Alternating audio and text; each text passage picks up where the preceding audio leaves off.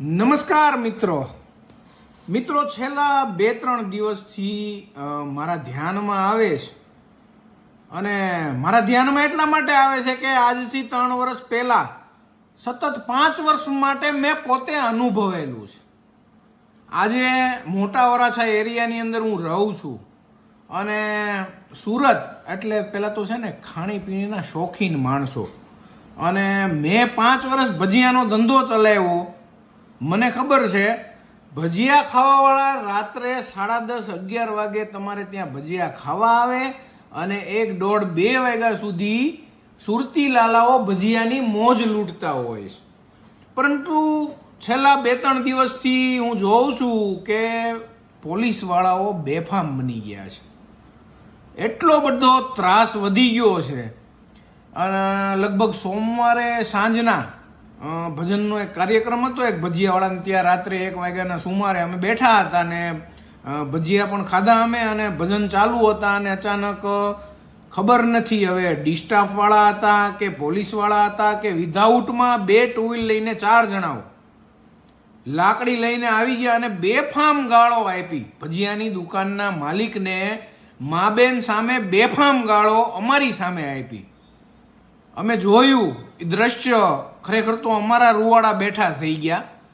પરંતુ એમ કહેવાય ને કે હવે ક્યાં આવે એ બધું ઉડતું લેવું, એમ છતાં રહેવાનું નહીં. ને આજે 2-3 દિવસ પછી મારા આત્માને એવું થાય છે કે નહીં, ખરેખર આ લોકો માટે અવાજ ઉઠાવવાવાળું કોઈ નથી ને. મને એમ થયું ખરેખર મારે છે ને આ લોકો માટે અવાજ ઉઠાવવો છે.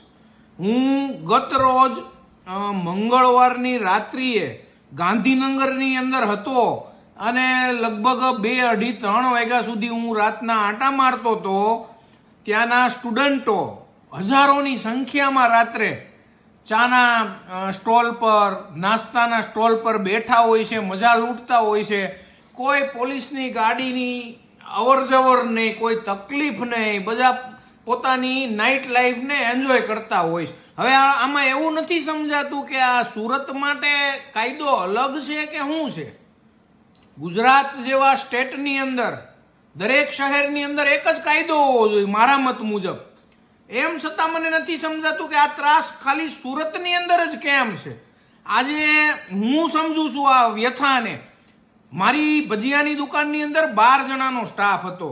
અમારું પોતાનું ગુજરાન પણ એમાં ચાલતું હતું અને અમારા અંદર ભજીયામાં જે 12 જણા સ્ટાફ કામ કરતા ને એ લોકોને રોજીરોટી પણ એમાંથી મળતી હતી. અને હવે ભજીયા વસ્તુ એવી છે કે રાત્રે 10:30, 11 વાગ્યાથી 1, 1:30 વાગ્યા સુધી લોકો ફેમિલીમાં મજા લે છે ભજીયાની.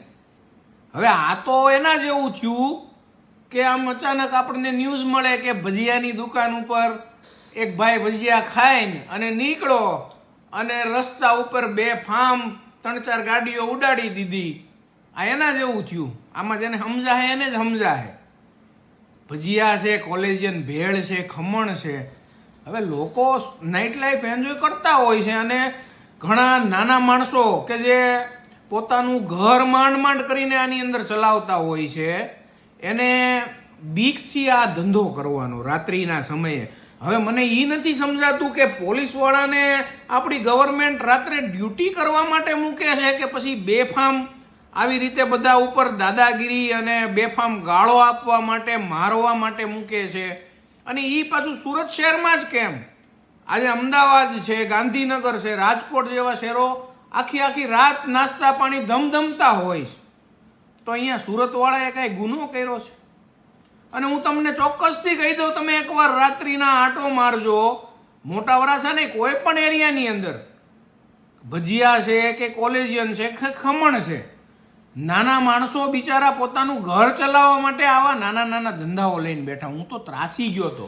2017થી 2022 સુધી મેં ભજીયાનું મારું આઉટલેટ ચલાવ્યું ફાયર સ્ટેશનની સામે અને લગભગ ઘણા ખરા પોલીસવાળાઓ સાથે મારે મગજમારી થયેલી. શું કામ?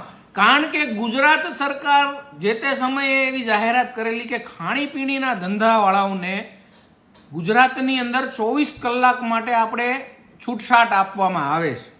અને એના માટે મેં યથાર્થ પ્રયત્નો કર્યા.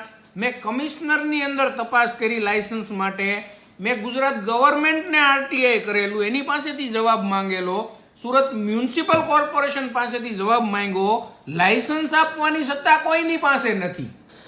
અને સરકાર ત્યાં બેઠી બેઠી બણગા ફૂકે 24 કલાક ખાણીપીણીના ધંધાઓ ગુજરાતની અંદર ચાલુ રહેવા જોઈએ, તો શું કામ એને નથી તમે ચાલવા દેતા ધંધાઓ? તમે તમારી ડ્યુટી કરો ને. લોકો આજે પોતાના અને પોતાના માણસોની રોજીરોટી રળવા માટે મહેનત કરતા હોય છે, એની સામું તો થોડુંક જોવો. પછી પાછા ત્યાં આવીને એમ કે અત્યારે પ્રેશર છે, ઉપરથી દબાણ છે એટલે બંધ કરાવવા આવ્યા છીએ. આનો શું મતલબ છે? તમે તમારી ડ્યુટી નિભાવતા હોય ને તો આ ખાણીપીણીના ધંધાઓ એકદમ શાંતિથી ચાલે છે. આ મેં આગળ તમને એક ઉદાહરણ આપ્યું કે ભજીયાની દુકાન ઉપરથી એક ભાઈ ભજીયા ખાઈને નીકળો ને 4-5 ને ઉડાડતો ગયો. આ એના જેવું છે. આમાં સમજી જાઓ, શું કામ નાના માણસોને હેરાન કરો છો? અને તમારી સામે કોઈ બોલવા વાળું જ નથી, કારણ કે પોલીસનો ડર એવો હોય છે લોકોના મગજની અંદર. મારી દેશે, પકડી લેશે, પૂરી દેશે, કારણ કે અભણ પ્રજા મરી છે બધી, કાયદા કાનૂન કોઈને ખબર નથી. અને વેચે છે તો લોકો ભજીયા અને કોલેજિયન અને ખમણ જ ને, કોઈ મોટો ગુનો તો નથી કરતા ને. તો એના માટે આટલી બધી દાદાગીરી શું કામ?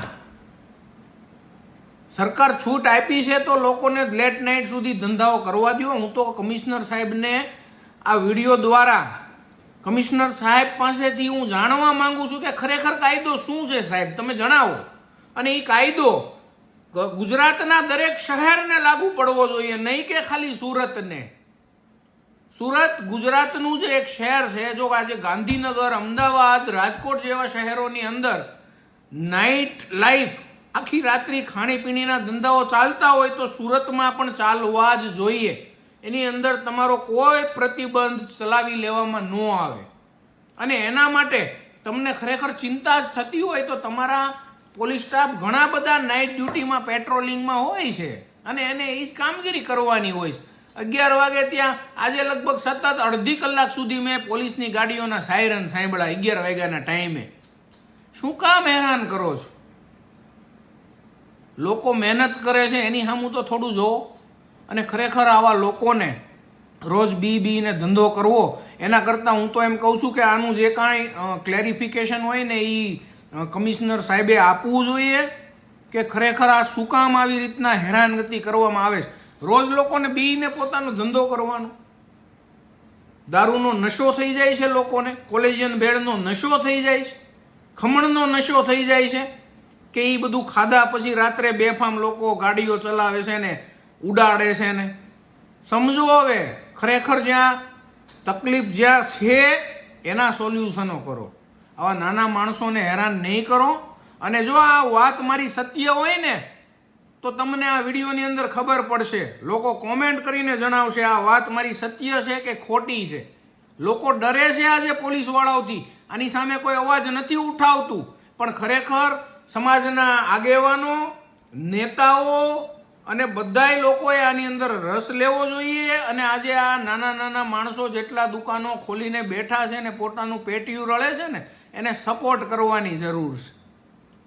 અને આપણે ક્યારેક સામે કાંઈ થોડું ઘણું ઓબ્જેક્શન લઈએ એટલે એમ કે અહીંયા કાંઈ બનાવ બની જશે તો જવાબદારી કોણ લેશે? જવાબદારી આમ જનતાને લેવાની હોય. પોલીસને આપણે ગુજરાતની અંદર જે અધિકારીઓ છે, પોલીસના અધિકારીઓ છે, એ બધાને આપણે એ જ કામગીરી માટે સરકાર આપણે પગાર ચૂકવતી હોય છે ને એમને એમની ડ્યુટી નિભાવવાની હોય છે. આકસ્મિક ક્યારેક કોઈ બનાવ બની પણ જાય. અને હું તમને ચોખવટ કરી દઉં છું, એવું નથી કે દિવસે બનાવ નથી બનતા. બનાવો દિવસે જ બને છે મોટા ભાગે. ત્યારે તો કોઈને કાંઈ આડું આવતું નથી.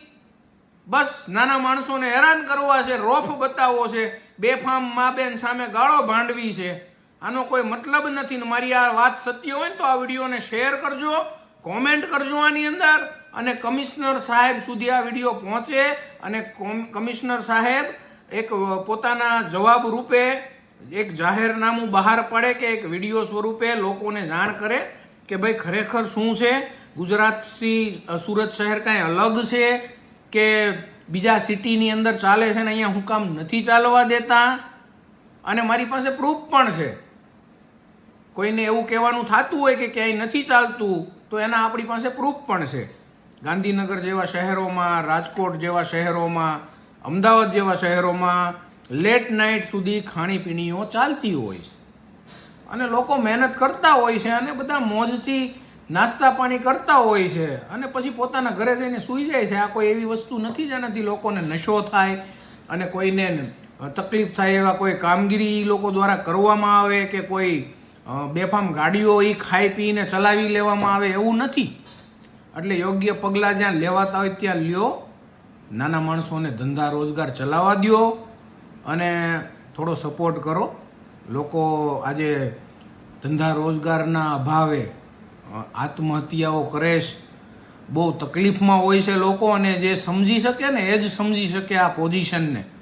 એટલે લોકોને સમજવાની કોશિશ કરો, એમની તકલીફને સમજો અને સરકારને પણ આના માટે ક્લિયર કરવું જોઈએ કે ભાઈ હકીકત શું છે, તમને તકલીફ શું છે. આવી જ રીતે દબાવીને રાખશો તો ક્યારે તમારા શહેરો આગળ આવશે, ક્યારે મેગા સિટીઓ બનશે? આ કોઈ મોટી વાત નથી. ડ્યુટી નિભાવવાળાઓને એની ડ્યુટી નાઇટ ડ્યુટી હોય એટલે નાઇટમાં નિભાવવાની હોય, દેખરેખ રાખવાની હોય, નહીં કે બેફામ ગાળો ભાંડવાની હોય કે મારામારી કરવાની હોય, કોઈની દુકાનો પર જઈને લોકોને ડરાવવાના હોય, એનો કોઈ મતલબ નથી. એટલે સરકારશ્રીને અને કમિશનર સાહેબને ખાસ વિનંતી છે કે આના માટે ધંધો રોજગાર કરતા નાના માણસોને રસ્તો ક્લિયર કરીને આપો. ધન્યવાદ.